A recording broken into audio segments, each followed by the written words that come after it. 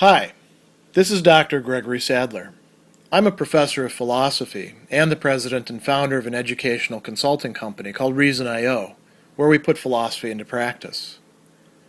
I've studied and taught philosophy for over 20 years, and I find that many people run into difficulties reading classic philosophical texts.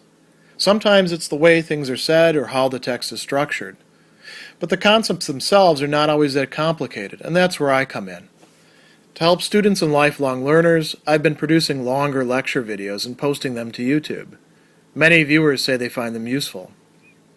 What you're currently watching is part of a new series of shorter videos, each of them focused on one core concept from an important philosophical text. I hope you find it useful as well. In his tragic sense of life, Miguel de Unamuno is going to say something in Chapter 2 that to many readers will probably prove a bit of a shock, perhaps even a scandal or a stumbling block. He's going to tell us that reason is a social product.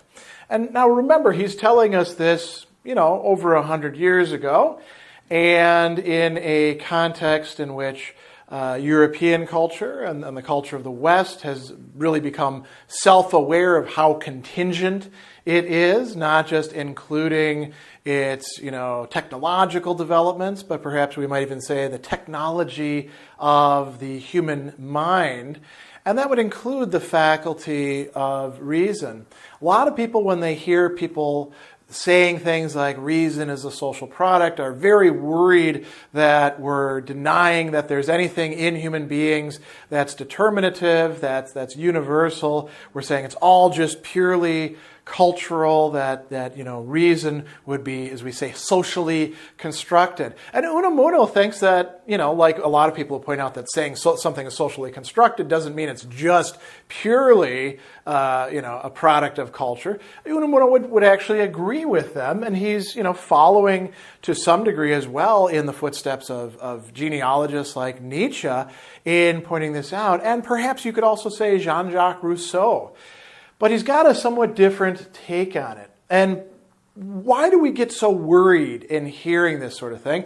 Because of two big issues. One is that there's a tendency to see reason or rationality as what is distinctive about us as human beings as opposed to other animals. How are we not the same thing as those, whatever animals happen to be, vital, complexes, meat machines, pick whatever theory you like. How is there a distinction between us? But then the other big thing is this tendency to see reason in a very abstract way, as something that's like totally universal.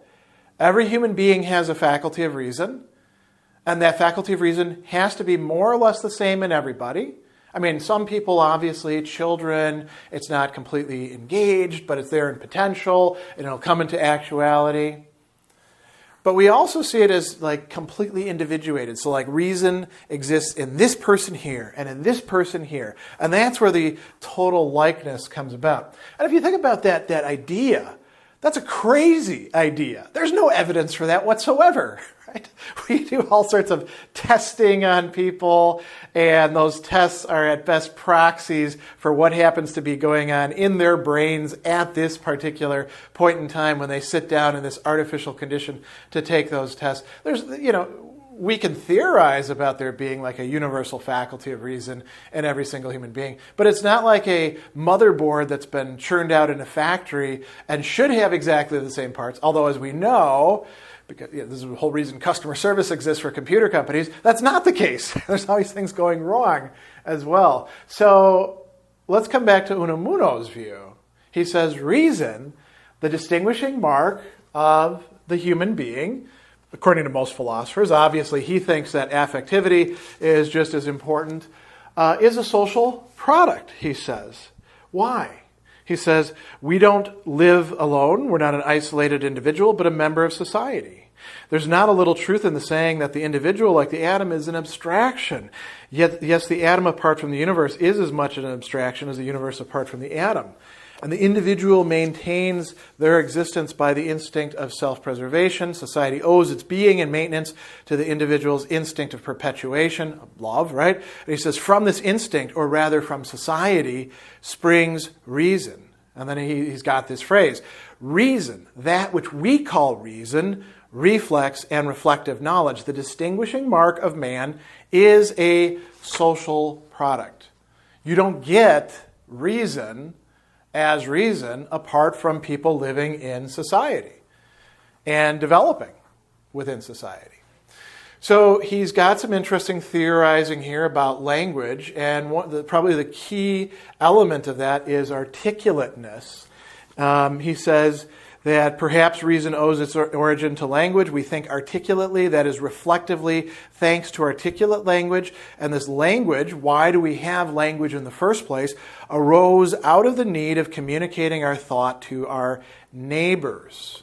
You have language so that you can communicate. You don't first have a faculty of language and then you're like, oh, well, this would be really handy for communicating. No, it arises out of a situation that's already social, in which we're involved with others, other human beings who are not the same as ourselves, and we have to communicate meaning. The meaning of our thoughts, the meaning of, hey, watch out for that fire, the meaning of, that saber-toothed tiger, let's go kill him, or run away from him, or whatever it happens to be. So he says, to think is to talk with oneself, and each one of us talks with himself, thanks to our having had to talk with one another. We are not first and foremost isolated, individuated things that only then begin to communicate with others. First, we're in a situation of communication. And then we start to say things like I and you and I want you to give me that thing over there, or whatever else it would happen to be. So he says, in everyday life, it frequently happens. We hit on an idea we are seeking and then succeed in giving it form. That is, we obtain the idea, drawing it forth from the midst of dim perceptions which it represents, thanks to the efforts which we make to present it to others. So reason is, as he says, social and common, a fact pregnant with consequences, he says. Reason is both social and common. Now, he also says something else that's quite fascinating about not just language and reason, but what makes us who we are. So he's talking here, and this is also in chapter 2, about reason, right, and imagination. Now, typically in philosophical anthropology, that is or philosophical psychology, arrangements of the faculties and understanding of them, typically we've said that imagination is less important than reason or intellection, that imagination can go wrong, So Descartes, for example, will be a typical representative of somebody who really says imagination, that's where we get all of our mistaken ideas from. Reason will lead us to the right stuff. Reason removes itself from imagination, and that's how it works better, or intellection, however you want to put it, cognizing. So that's not actually the case for Unamuno. He's telling us something quite different. He says that, here we go, this social sense, the creature of love, the creator of language, of reason, and of the ideal world that springs from it, is at bottom nothing other than what we call fancy or imagination. Now notice the prioritization in there. The creature of love, the creature of the desire to reproduce, this attraction and affection that we have for other members of our species, this social sense is a product of that, and that it also creates language and reason over and over again within us. That is fancy or imagination. So that's basing everything on something that a lot of people would find quite disreputable, quite dangerous. He says, out of fancy springs reason. And if by imagination is understood a faculty which fashions images capriciously, I'll ask, what is caprice? The senses and reason are also fallible. Caprice means arbitrariness, sort of things, contingency, things just happening to turn out that way. Whim is another word for caprice. And so you could say, well, imagination is capricious, so we shouldn't trust it. But so what? If imagination is capricious, so is reason. So are the senses. We have to trust something. So, maybe our freedom actually lies to some degree in that capriciousness. He also talks about this as an inner social faculty, the imagination which personalizes everything. And he talks about it, as like revealing to us God and the immortality of the soul, and then says God is a social product for that reason, right? We're going to put that aside and just think about this. An inner social faculty that personalizes everything. Part of what it means to live in a world informed by the imagination is that, and this may be wrong sometimes, we attribute a kind of agency and personality to things other than ourselves, other than animals, and we even do this with ideas. So that is an important aspect of this. And you can see this sort of going on even in the most hardcore supposed rationalist. They treat reason itself as if it's a deity who tells us things. So they're really relying on the imagination as well. And he's got a chapter about the rationalists called The Rationalist Dissolution. He talks about how rationalists can sometimes be, rabidly anti-theist. He talks about an anti-theological fury, right? And that's kind of irrational too. And then he says those who don't succumb to that are bent on convincing human beings that there's motives for living and consolations for having been born, even though there shall come a time at the end of some tens or hundreds or millions of centuries when all human consciousnesses have ceased to exist. This is what he says some call humanism. And then he says that this is the amazing product of the affective and emotional hollowness of rationalism and its stupendous hypocrisy. A hypocrisy bent on sacrificing sincerity to veracity, sworn not to confess that reason is, and here's a key phrase, a dissolvent and disconsolatory power. And again, we can liken Unamuno here to Kierkegaard or Dostoevsky or Nietzsche, these earlier existentialists who very clearly realized that rationality doesn't always, if we follow it out culturally, doesn't always provide us with, sort of an optimistic point of view. As a matter of fact, reason, and this is part of what Kant was actually demonstrating, can show us the limits of reason and the imagination and the understanding and how easily we go wrong. And Nietzsche blew that up on a sort of social level as well. There were others before them in whom, we could say we can see something similar going on. So rationalists don't realize what reason is really up to in some cases. Unamuno himself, in a really key chapter at the center of the work called In the Depths of the Abyss, tells us a bit about his own project in a very important way that ties in with reason. So he tells us here, he who looks for reasons, strictly so-called scientific arguments, technically logical reflections, may refuse to follow me further.